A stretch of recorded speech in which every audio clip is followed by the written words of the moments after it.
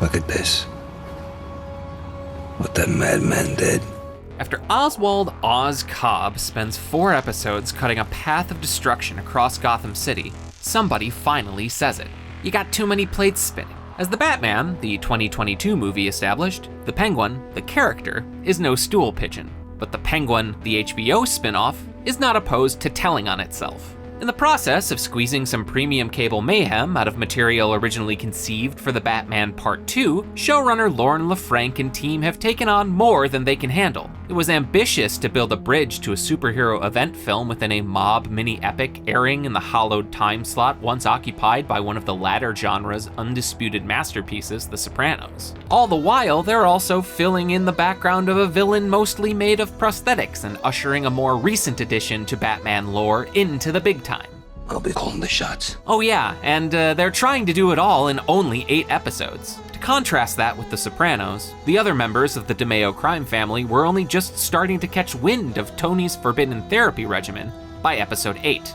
In TV terms, this isn't a lot of time, and the Penguin is, as a result, a mess. Sometimes an entertaining mess, but more often one that shoehorns its character and relationship arcs into an oh-so-2024 running length. The franticness that ensues suits the impulsive, talks his way out of any bind protagonist, while also fueling a gnarliness and bloodlust that's never as sensational as the big budget and prestige TV trappings make them out to be.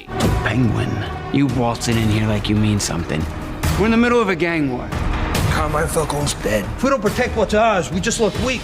Oz is, frankly, an odd choice to build an entire series around. He works as a supporting player in The Batman, with Colin Farrell's approximation of a New Jersey dialect and the character's reimagining as a 2-bit hood, adding some notes of Francis Ford Coppola and Martin Scorsese to Gotham's gangland stew. Farrell's disappearance into Robert De Niro facial expressions and James Gandolfini vocalizations continues here, though it starts to feel less like homage and more like pastiche after a few episodes. My father's been dead a week. You want to take what's mine? What keeps Oz from feeling like the sum of TV and movie gangsters who've come before him is Farrell's gift of gab, and a wounded soulfulness that no amount of silicone or hair pieces can hide. But the visual presentation isn't the most impressive creative decision involved with Oz Cobb.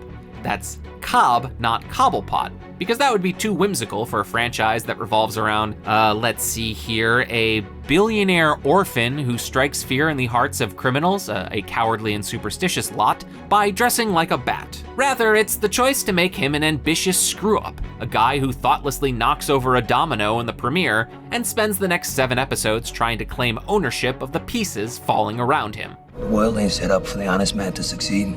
But that's making the Penguin out to be more intricately plotted than it actually is. Oz's rise to power is positioned as an artfully planned heist, but it plays out like a series of reckless smash and grabs. It starts out promisingly enough. His cross-Gotham attempts to cover up a lethal mistake make for an absorbing premiere, with the feel of an antic comic book one-off. It provides Oz a crucial sidekick in the original character, Victor Aguilar, played by Renzi Feliz, with a baby-faced what-did-I-get-myself-into dismay that comes in handy throughout the series. But it also sets a pace that's fatal to the remaining episodes, which plow through any obstacle and undermine all potential conflicts with a blunt force convenience that kills all suspense in the race to fill the power vacuum left by the late crime boss Carmine Falcone. They know there's only one man big enough to run this city. As a devotee of Amy Sherman Palladino's fast-talking TV dramedies, I was tickled to find Falcone's heirs apparent played by guys once romanced by the marvelous Mrs. Maisel and one of the Gilmore Girls. And as a fan of The Sopranos who spent a lot of the Penguin overanalyzing Oz's taste in leather jackets and gold chain jewelry, I was pleased to get an actual, if somewhat tangential, connection to that series in Cristin Milioti, following up her brief stint as Catherine Sacramone with her portrayal of Falcone daughter Sofia. When Milioti uncorks her portrayal of the crime family's formerly institutionalized black sheep, it's like nothing else on the Penguin. Really, her eye-popping menace is closer to something out of Gotham, the Adam West Batman series, or any other Caped Crusader adjacent production that doesn't take itself so damn seriously. Her unpredictability doesn't help the Penguin's all-gas, no-break storytelling, but her loud wardrobe and Milioti's brash acting choices add some much-needed color in a washed-out Gotham still recovering from the havoc wreaked by the Riddler and his followers. The family thinks I'm broken. I'm not broken. More than any of its predecessors, the Batman crafted a setting that felt like a living, breathing city with residents and institutions that existed and functioned independently of any masked vigilantes or their eccentric foes. While the Penguin is an extension of that world building, it also makes Gotham feel smaller by focusing so tightly on a family that, we now know, is explicitly linked to Matt Reeves' interpretations of Bruce Wayne and Selina Kyle. Good for a depiction of the all-encompassing, unavoidable corruption that defines this on-screen version of Gotham, but kind of limiting to the scope of the types of stories that can be told within the Batman epic crime saga. It's like how Star Wars has a whole galaxy at its disposal, yet we keep getting movies and TV shows that inevitably tie back to the Skywalkers. Setting the Penguin in the wake of Edward Nashton's coup de grace helps explain why Bruce isn't getting involved. He's clearly got other things to attend to. But as bodies start piling up and the streets flood with a new drug called Bliss, it starts to strain credulity that any of this is flying under his radar. Or would that be sonar? Whoever controls the drug business controls the streets.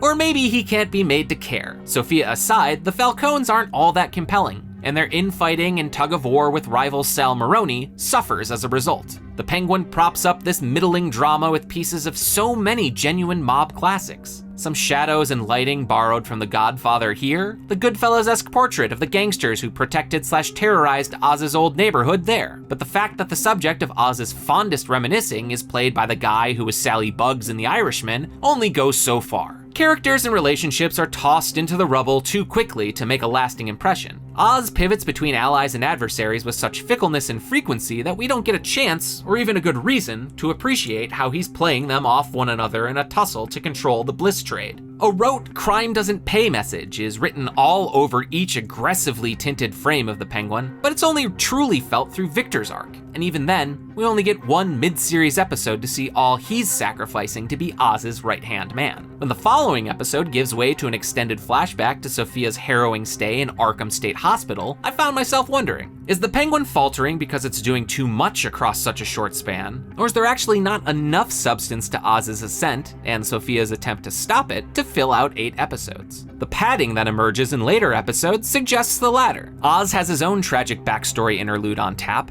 a rewind alongside his ailing mother Frances that's rife with the sort of 11th hour reveals that are intended to shock, but wind up infuriating instead. Why keep this sort of information from your audience when it's probably constantly on your characters' minds and could have added much needed dimension before now? You promised me, Oswald. I know, ma.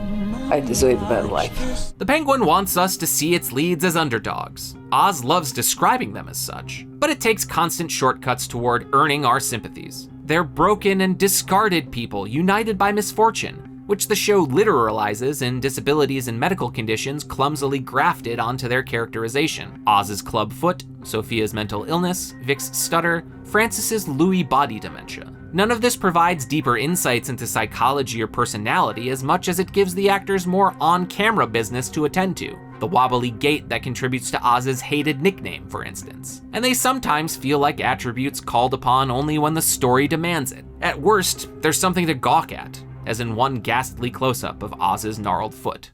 You're playing a dangerous game with his family, Oz. Attempts to do the most within the Penguin's limited real estate occasionally hit on something interesting. Sophia's targeting of the people closest to Oz leads her to the doorstep of, and a wonderfully tense meeting of the minds with, his girlfriend Eve, played by Carmen Ejogo. But it also leads to some embarrassing detours, like the scenes from Sophia's stay in Arkham, the sort of heightened, grimy, through-the-looking-glass psychodrama that gives the term cartoonish a bad name. The problems plaguing the series are thrown into stark relief by the finale, which stretches the trip into Oz's past into a second episode while attempting multiple gut punches that fail to land because the people involved haven't been given the screen time to matter to each other or to us. Without spoiling anything, I found the finale extremely disappointing and misguided. The acts of mimicry reach their lowest point here, with a betrayal that recalls, but can't quite conjure, the quiet devastation of character deaths from The Sopranos and Breaking Bad. It's jaw-dropping for all the wrong reasons. To the bitter end, Oswald Cobb's ambitions get the better of him. Perhaps he'll fare better when someone else's spinning plates are at the center of the picture.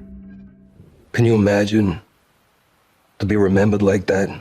It's tempting to pat the Penguin on the back for at least trying something, but that's the type of patronizing gesture that would cause Colin Farrell to sneer through the layers of prosthetics that transform him into Oswald Oz Cobb. A highlight in small doses in The Batman, Oz withers in the spotlight of the Penguin. when he's not overshadowed by ally turned enemy turned ally turned enemy again, Sofia Falcone, played to the hilt by Cristin Milioti. The limited series worships at the altars of The Godfather, Goodfellas, Scarface, The Sopranos, and Breaking Bad, but Sofia's family are no Corleones, Oz is no Tony, and in these 8 episodes, they're not given the time or space to get anywhere close to those crime drama landmarks. The Batman was overstuffed too, but at least it had a solid, straightforward mystery at its core for everyone to orbit. The mob drama being built around Oz requires something grander and more operatic to succeed. Unfortunately, the Penguin lacks the chops, the wit, and the wings to reach those heights.